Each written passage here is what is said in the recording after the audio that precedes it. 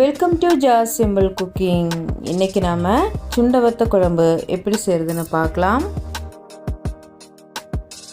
இது பண்ணுறதுக்காக முதல்ல புளியை ஊற வச்சிடலாம். அதுக்காக நான் இங்கே ஒரு கிண்ணத்தில் ஒரு லெமன் சைஸ் அளவுக்கு, அதாவது 25 கிராம் அளவுக்கு புளி எடுத்திருக்கேன். இப்போ இதில் கொஞ்சமாக சுடுதண்ணி சேர்த்துட்டு நம்ம இதை ஊற வச்சிடலாம்.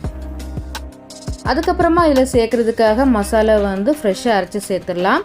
அதுக்காக நான் இங்கே ஸ்டவ் ஆன் பண்ணி ஒரு கடாயில் 1 டேபிள் ஸ்பூன் அளவுக்கு எண்ணெய் சேர்த்துருக்கேன்.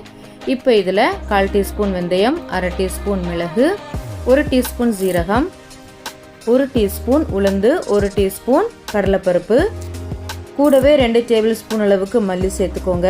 அதுக்கப்புறமா காரத்துக்கு ஏற்ப வத்தல் ஒரு 15லிருந்து 20 போல் சேர்த்துக்கலாம். சேர்த்துட்டு இப்போ இது நல்லா வறுத்துடலாம்.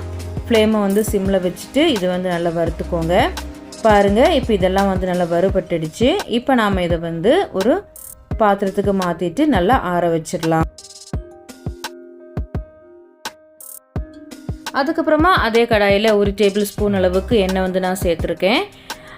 சேர்த்துட்டு இப்போ இதில் 15லிருந்து 20 போல் பூண்டு சேர்த்துக்கோங்க. கூடவே 20 போல் சின்ன வெங்காயம் சேர்த்துக்கோங்க. சேர்த்துட்டு இது நல்லா வதக்கிடலாம். இப்போது பூண்டும் வெங்காயம் ஓரளவுக்கு வதங்கினதும் இப்போ இதில் தக்காளி சேர்த்துடலாம். நான் இங்கே ஒரு தக்காளியை கட் பண்ணி சேர்த்துருக்கேன். சேர்த்துட்டு ஒரு 2லிருந்து 3 நிமிஷம் இது நல்லா வதக்கிக்கலாம். இப்போது எல்லாமே ஓரளவுக்கு நல்லா வதங்கினதும் இப்போ நாம் ஸ்டவ்வை ஆஃப் பண்ணிவிட்டு இப்போ இது நல்லா ஆற வச்சிடலாம். இப்போ நம்ம வறுத்து வச்சுருந்த மசாலாவெல்லாம் நல்லா ஆறிடுச்சு. இப்போ நம்ம இது ஒரு மிக்ஸி ஜாருக்கு மாற்றிடலாம். மாற்றிட்டு இப்போ இது நல்லா ஒரு தடவை நல்லா அரைச்சிட்டு வந்துடலாம். இப்போ இது அரைச்சி எடுத்தாச்சு. இப்போ இதில் நம்ம வதக்கி வச்சுருந்த வெங்காயம், தக்காளி, பூண்டை இப்போ இதில் சேர்த்துடலாம். சேர்த்துட்டு இப்போ இதில் 1/2 கப் அளவுக்கு தண்ணி சேர்த்து இது நல்லா நைஸாக அரைச்சிட்டு வந்துடலாம்.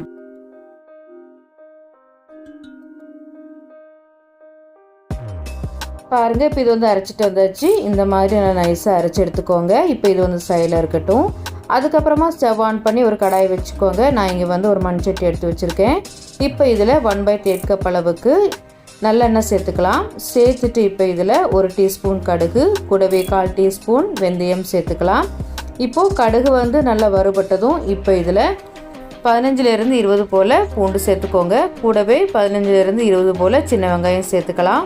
சேர்த்துட்டு கூடவே ஒரு கொத்து கருவேப்பிலை சேர்த்துட்டு கூடவே கொஞ்சம் காயத்தூள் சேர்த்துக்கலாம். சேர்த்துட்டு வெங்காயம் பூண்டும் நல்லா வதங்கி வரட்டும். இப்போ வெங்காயம் பூண்டும் நல்லா வதங்கி வந்ததும் இப்போ இதில் நம்ம ஏற்கனவே அரைச்சி வச்சுருந்த மசாலா விழுது இப்போ இதில் சேர்த்துடலாம். சேர்த்துட்டு இப்போ இதில் தேவையான அளவுக்கு தண்ணி சேர்த்துக்கலாம். நான் மிக்ஸி ஜாரில் 1/2 கப் அளவுக்கு தண்ணி சேர்த்து மிக்ஸி ஜாரை அலசிட்டு அந்த தண்ணியை இதில் ஊற்றிக்கிறேன். அதுக்கப்புறமா ஊற வச்ச புளியை பிழிஞ்சு நம்ம குழம்புல சேர்த்துக்கலாம்.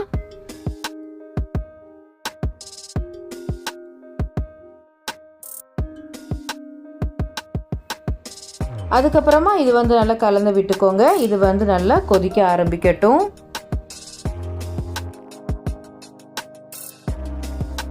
பாருங்கள், இப்போ இது நல்லா கொதிக்க ஆரம்பிச்சிட்டு இப்போ இது நல்லா கலந்து விட்டுட்டு இப்போ நாம் இதில் தேவையான அளவுக்கு உப்பு சேர்த்துக்கலாம். உப்பு சேர்த்து நல்லா கலந்து விட்டதுக்கப்புறமா இது 2லிருந்து 3 நிமிஷம் நல்லா கொதிக்கட்டும். இது கொதிச்சிட்ருக்கிற நேரத்தில் நாம் சுண்டை வத்தலை நல்லா வறுத்து எடுத்துடலாம்.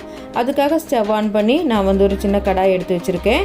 இப்போ இதில் 1லிருந்து 2 டேபிள் ஸ்பூன் அளவுக்கு எண்ணெய் சேர்த்துட்டு நம்ம இதில் 1/2 கப் அளவுக்கு சுண்டை வத்தல் சேர்த்துட்டு இது நல்லா வறுத்துடலாம். பாருங்கள், இப்போ சுண்டை வத்தல் நல்லா வறுபட்டுடுச்சு. இப்போ நாம் இது இன்னொரு பாத்திரத்துக்கு மாற்றிட்டு இது ஆற வச்சிடலாம். இப்போ இது ஓரளவுக்கு ஆறினதுக்கப்புறமா இது ஒரு மிக்ஸி ஜாருக்கு மாற்றிடலாம். நான் 3/4 அளவுக்கு சுண்டை வத்தல் மிக்ஸி ஜாரில் போட்டுட்டேன். மிச்சம் கொஞ்சம் முழுசாக குழம்புல சேர்த்துடலாம். இப்போ இது கொஞ்சம் நல்லா அரைச்சிட்டு வந்துடலாம். பாருங்கள், இது அரைச்சிட்டு வந்தாச்சு. இப்போ இதை நம்ம கொதிச்சிட்ருக்கிற குழம்புல சேர்த்துடலாம். சேர்த்துட்டு நம்ம முழுசாக எடுத்து வச்சுருந்த சுண்டவத்திலே இப்போ இதில் குழம்புல சேர்த்துடலாம். சேர்த்துட்டு நல்லா மிக்ஸ் பண்ணி விட்டுக்கோங்க.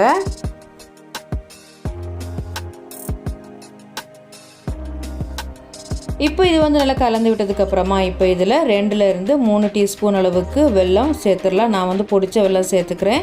உங்கள் டேஸ்ட்டுக்கு தகுந்தவாறு வெல்லம் வந்து சேர்த்துக்கோங்க. சேர்த்துட்டு இப்போ இது வந்து நல்லா கலந்து விட்டுட்டு இப்போ இது வந்து மூடி வச்சு நல்லா கொதிக்க வச்சிடலாம். ஃப்ளேமை வந்து லோ டு மீடியம் வச்சு ஒரு 10லேருந்து 15 நிமிஷம் கொதிக்க வச்சுக்கோங்க.